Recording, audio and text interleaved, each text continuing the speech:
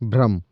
एक दिन एक संत प्रातःकाल भ्रमण के हेतु से किसी समुद्र के तट पर पहुँचते हैं।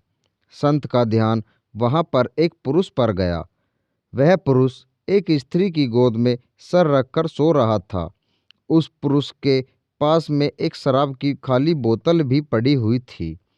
यह सब देखकर संत ने सोचा कि यह पुरुष कितना विलासी और तामसिक है, जो कि सुबह सुबह शराब का सेवन करके एक स्त्री की गोद में सर रख के प्रेमालाप कर रहा है। कुछ देर के बाद उस समुद्र से किसी मनुष्य की चिल्लाने की आवाज़ आने लगी। वो मनुष्य समुद्र में डूब रहा था, इसलिए वो बचाओ बचाओ ऐसे चिल्ला रहा था। उस संत ने ये सब देखा, फिर भी वो कुछ नहीं कर पाया, क्योंकि उसे तैरना नहीं आता था। संत बिना कुछ बोले वहीं के वहीं खड़ा रहा और ये सब देखता रहा। जो पुरुष एक स्त्री की गोद में अपना सर रख के सो रहा था, वो खड़ा हुआ और उस डूबने वाले मनुष्य को बचाने के लिए पानी में कूद पड़ा। थोड़ी ही देर में तो उस पुरुष ने उस डूबने वाले व्यक्ति को बचा लिया और वो उसे समुद्र के किनारे पे लेकर आ गया। अब ये सब नज़ारा देखने के बाद वो संत विचार में पड़ गया कि क्या मैं इस पुरुष को भला समझूं या फिर बुरा। संत उस पुरुष के पास जाते हैं और उनसे पूछते हैं कि भाई, तुम कौन हो? यहाँ पर तुम क्या कर रहे हो? उस पुरुष ने जवाब दिया कि मैं एक मछुआरा हूँ। मैं मछली पकड़ने का काम करता हूँ।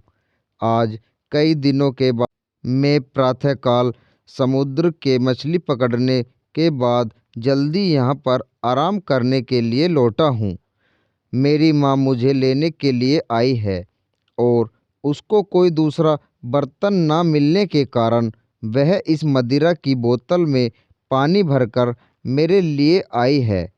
मैं कई दिनों की यात्रा से काफ़ी थक गया था और इस भोर के सुहावने मौसम में ये पानी पीकर अपनी थकान कम करने माँ की गोद में सो गया। ये सब सुनकर संत की आंखें नम हो जाती हैं। संत सोच रहा था कि मैंने जो कुछ भी देखा और उसका अंदाज़ा लगाया वो सब गलत था। वास्तविकता कुछ और ही थी। उसे अपने आप पर गुस्सा आता है कि मैंने कैसे किसी के बारे में ऐसा घटिया सोचा। इसलिए हमें किसी भी निर्णय लेने से पहले उसके बारे में 100 बार सोचना चाहिए और अच्छे से सोच समझकर ही फैसला लेना चाहिए, क्योंकि कभी कभी हम फालतू के भ्रम में होते हैं और ऐसे भ्रम में आकर हम गलत फैसला ही कर लेते हैं। सीख, हमें जो जैसा दिखता है वैसा होता नहीं है।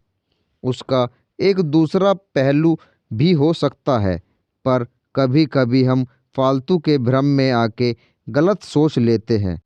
आशा करता हूँ कि कहानी आपको पसंद आई होगी। इस कहानी पर आपकी क्या राय है, हमें कमेंट करके ज़रूर बताएं।